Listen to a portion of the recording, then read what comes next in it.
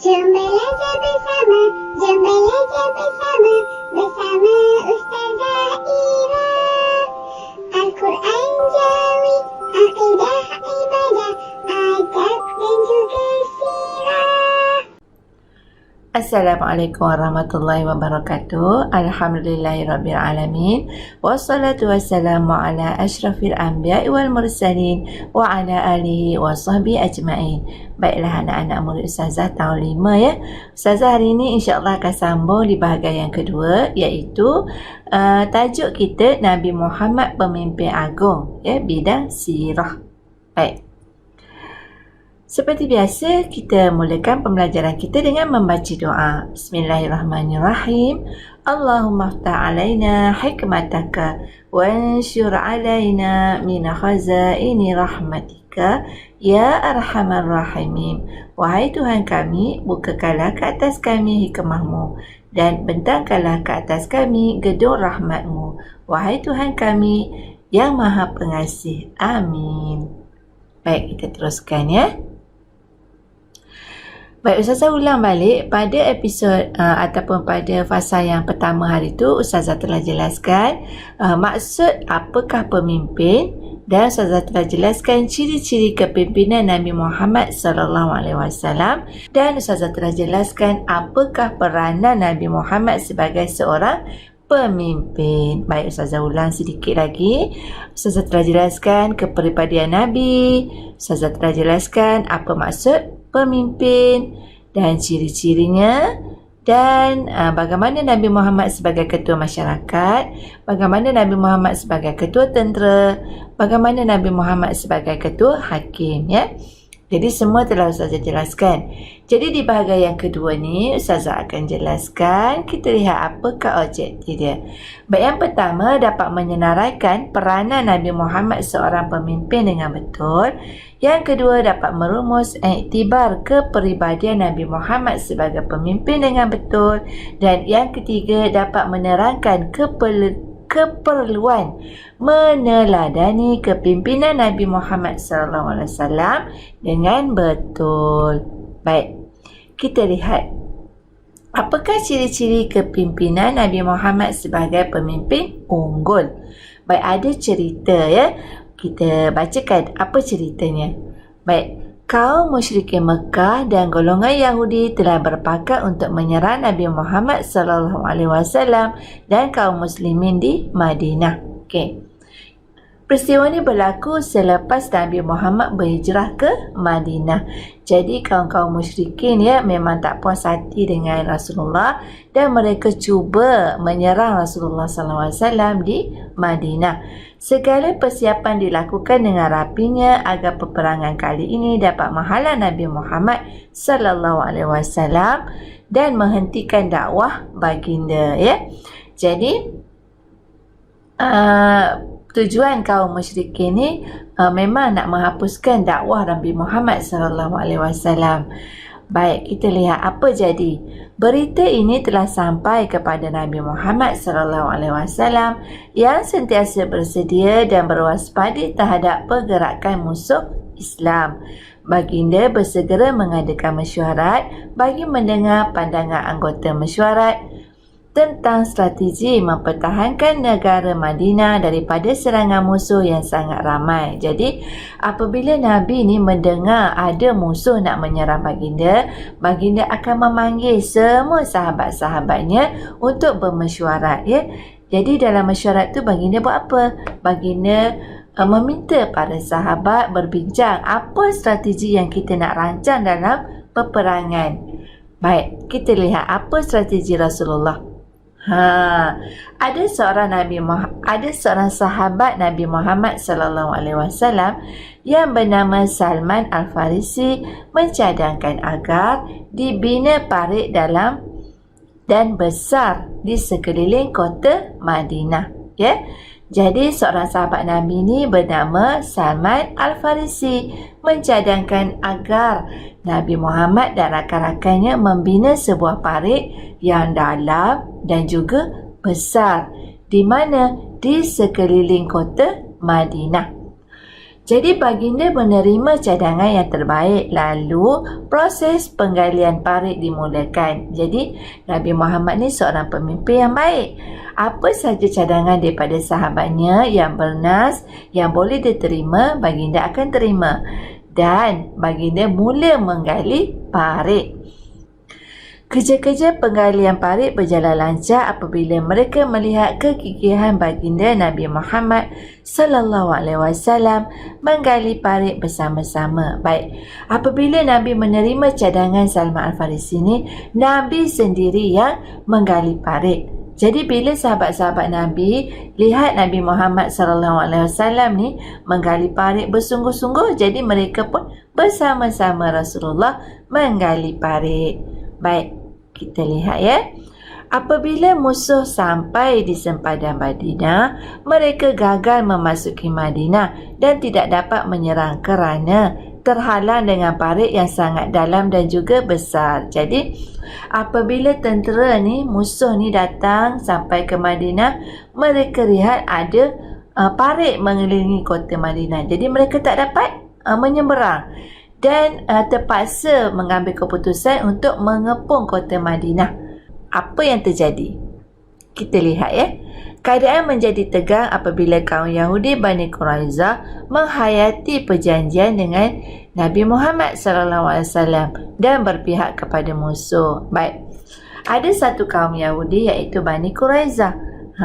Mereka telah mengkhianati perjanjian dengan Nabi Muhammad ya. Mengikut perjanjian di Madinah, ya kaum Yahudi, semua penduduk di kalangan kaum Ansar, Muhajirin yang berada di kota Madinah akan bersatu padu mempertahankan Madinah. Tetapi ada satu bani namanya Quraizah mengkhianati perjanjian Nabi Muhammad dan mereka ni berpihak kepada musuh ya. Jadi Nabi Muhammad SAW menghadapi situasi ini secara tenang dan juga bijaksana. Jadi kaum yang mengkhianati Nabi Muhammad ni menceritakan apa strategi Nabi Muhammad. Jadi Nabi Muhammad berasa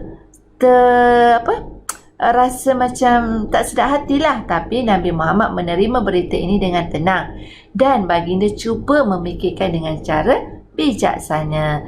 Jadi baginda bermunajat memohon pertolongan Allah Subhanahu Wa Taala dan merancang strategi menghadapi serangan musuh ya. Baik, kita lihat lagi. Dengan pertolongan Allah Subhanahu Wa Taala, berlakunya angin kencang yang merobohkan khaimah-khaimah musuh dan merosakkan harta benda ya. Baik, jadi Nabi Muhammad ni memohon pertolongan daripada Allah Subhanahu Wa Taala dan Allah telah memperkenankan doa Nabi. Maka berlakulah satu ribut di mana angin yang sangat kencang dan merobohkan kemah-kemah pihak musuh dan secara tak langsung merosakkan semua harta benda pihak musuh. Mereka berasa gerun dan takut lalu bergegas meninggalkan Madinah. Nabi Muhammad SAW dan kaum muslimin sangat bersyukur atas pertolongan Allah Subhanahu Wa Taala ini. Jadi kepungan musuh berakhir tanpa berlaku peperangan ya. Apabila berlaku ribut kencang yang sangat dahsyat, jadi musuh ni takut. Bila takut mereka meninggalkan kota Madinah. Maka tidak berlakulah peperangan ya. Jadi di sini menanglah di kalangan kaum muslimin. Baik. Nabi Muhammad SAW selaku ketua negara Madinah bertindak tegas dan adil dengan bimbingan wahyu terhadap kaum Yahudi Bani Quraizah. Jadi kaum Yahudi yang telah pun mengkhianati perjanjian Nabi Muhammad, Nabi Muhammad buat macam mana? Telah mengenakan tindakan yang tegas, mengenakan hukuman yang adil terhadap pihak yang mengkhianati Nabi ini. Jadi mereka dikenakan hukuman setimpal atas khianat jenayah pengkhianatan yang dilakukan oleh mereka. Okey. Jadi apa ciri-ciri kepimpinan Nabi Muhammad SAW daripada kisah ini? Baik, mari kita lihat. Yang pertama, Nabi Muhammad mendengar pendapat para sahabat ya. Yang kedua, pandangan dan juga pendapat berasaskan mesyuarat. Jadi kita dah dapat lihatlah, ya, sebelum peperangan berlaku, Nabi Muhammad telah pun bermesyuarat dan Nabi menerima pendapat para sahabat. Dan Nabi Muhammad juga membuat keputusan berasaskan syura di kalangan para sahabat baginda. Baik, yang ketiga, bijak memasang strategi. Ini ialah sebab bila kita bermesyuarat, kita mendapat pelbagai idea. Jadi, sama-sama berbincang dan sama-sama melakukan strategi yang baik.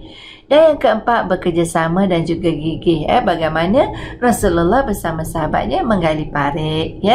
Dan yang kelima, sabar dan bertakwa kepada Allah. Ini pentinglah, ya.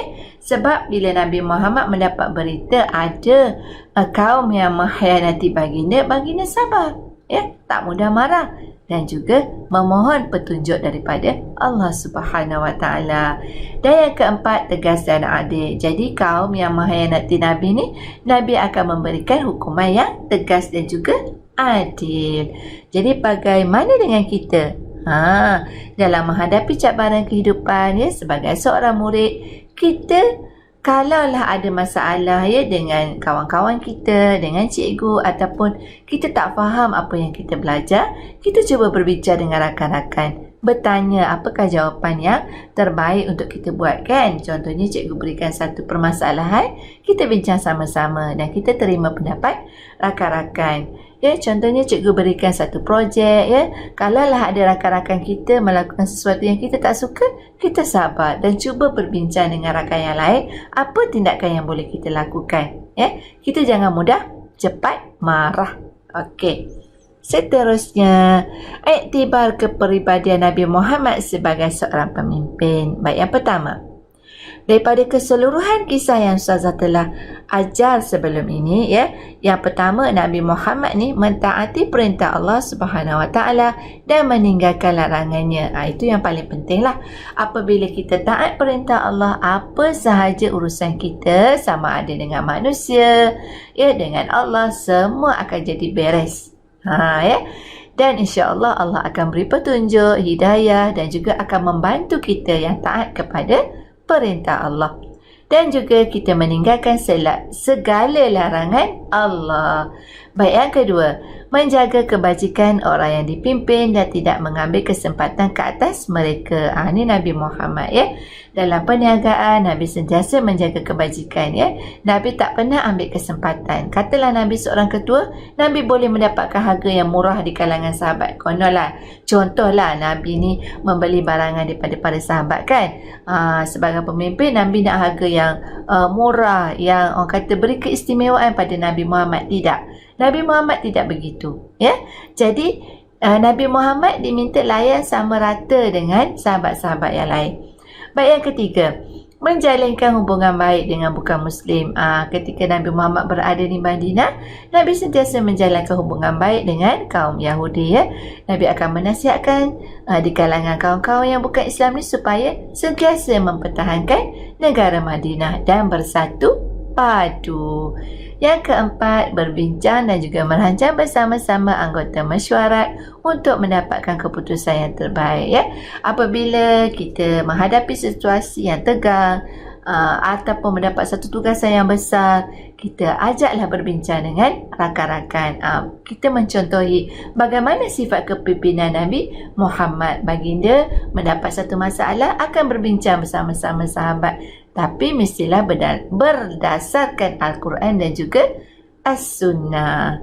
Baik, seterusnya, tabah, tenang dan sabar menghadapi dugaan dan cabaran. Ini pentinglah, ya.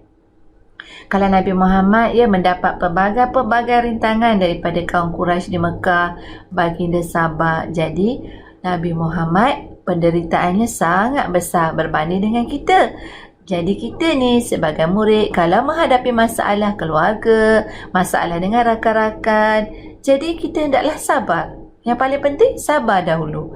Dan bagaimana kita nak mengatasinya? Kita bertanya kepada ibu bapa, kita minta pendapat daripada guru, mintalah pendapat daripada orang yang lebih yang lebih berusia, yang lebih, orang kata, berilmu daripada kita, ya. Jadi kita mintalah pendapat daripada orang yang lebih berilmu daripada kita. Okey. Yang keenam, tegas dan adil dalam menyelesaikan sesuatu masalah. Ya, kalau kita sebagai pemimpin, kita hendaklah tegas. Ya, jangan kita berbolak-balik. Jangan kata, tak jadilah macam ni. Macam ni lah. Jangan. Kita tetapkan satu keputusan yang tepat untuk ahli-ahli di bawah kita. Dan yang ketujuh, tidak berputus asa dan banyak bermunajat memohon pertolongan Allah Subhanahu Wa Taala. Ya, itu yang penting lah.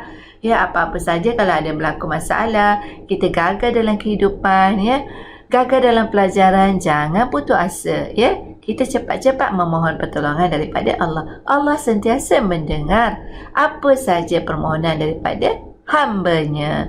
Baik, yang ke-8, memiliki akhlak terpuji yang boleh dicontohi oleh orang yang dipimpin. Ya. Sebagai pemimpin, kita hendaklah memiliki sifat-sifat yang terpuji sebagaimana sifat mahmudah Rasulullah tadi. Jadi, kita amalkan apa yang Rasulullah tunjukkan kepada kita. Sabarnya, tabahnya, takwa baginda, semua mesti ada dalam diri kita. Apatah lagi kalau kita seorang pemimpin. Jadi, ahli-ahli di kalangan sahabat kita, kawan-kawan kita akan melihat personality kita, akan melihat perwatakan kita. Okey? Jadi kita jadilah seorang pemimpin yang baik, yang ramah, yang orang kata sabar, yang tidak mudah marah. Ya, kalau rakan-rakan berkawan kita rasa seronok. Okey. Dah habis. Jadi Ustazah dah ajar dua bahagian. Yang pertama, apakah maksud peranan pemimpin Nabi Muhammad, bagaimana Nabi Muhammad dalam masyarakatnya, dalam keluarganya, sebagai ketua hakim, dalam ketenteraan, semua Ustazah dah ajar. Dan kita cuba ambil iktibar, kita cuba amalkan apa yang Nabi Muhammad tunjukkan kepada kita. Okey? Jadi, Ustazah akhiri pembelajaran hari ini dengan sekian. Terima kasih. Assalamualaikum warahmatullahi wabarakatuh. Kita jumpa lagi.